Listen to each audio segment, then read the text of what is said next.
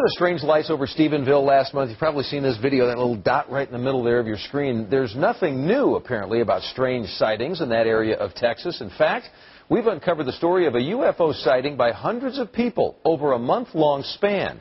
CBS 11's Joel Thomas explores the mystery. When mysterious lights appeared over Stephenville, it became part of Texas history. It's not from here. Viewed and recorded in a technological file. But Texas's biggest mystery was recorded differently and was forgotten in time.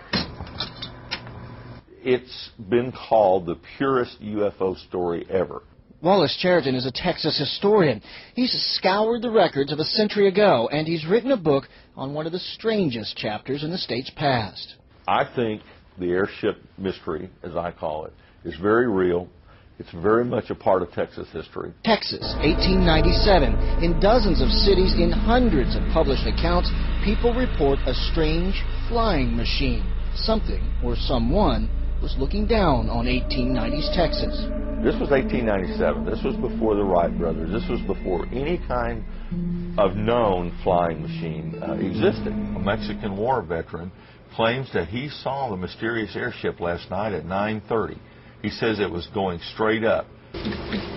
We could only gain a faint idea of its accurate size, but I think it must have been about 200 feet long, the sails of wings constituting 9/10 of the whole. There seemed to be a huge searchlight attached to the aerial machine, and the light was thrown in several different directions. I was astonished by a brilliant flash from an electric searchlight which passed directly over my buggy. I want to tell you, I was frightened to death by it. The ship was in the shape of a cigar and had two sets of wings on each side. In 1897, a lot of the cigars were not in the cylindrical round thing. They came to a point.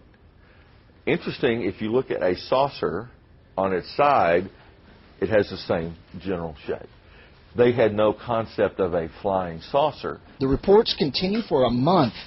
Mr. John Eva, a well-known businessman at Manor, 12 miles east of here, says he saw the mysterious aerial ship. The sightings span Texas, Oklahoma, Illinois, even California, and then they stop.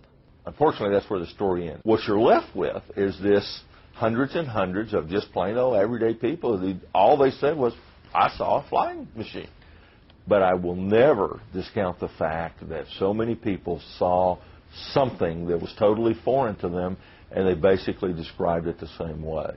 So something happened. And this is Texas history we can't ignore. And here's my shadow with my cowboy hat. Today, we view history through the lens of technology. How easy, then, is it to forget 111 years ago the people who walked these streets recorded in their own way what may be the greatest mystery in Texas. There are literally hundreds of accounts on record, and we couldn't bring them all to you, but you can see a bigger sampling and see Mr. Cheriton's entire interview by logging on to CBS11TV.com. Joel Thomas, CBS 11 News.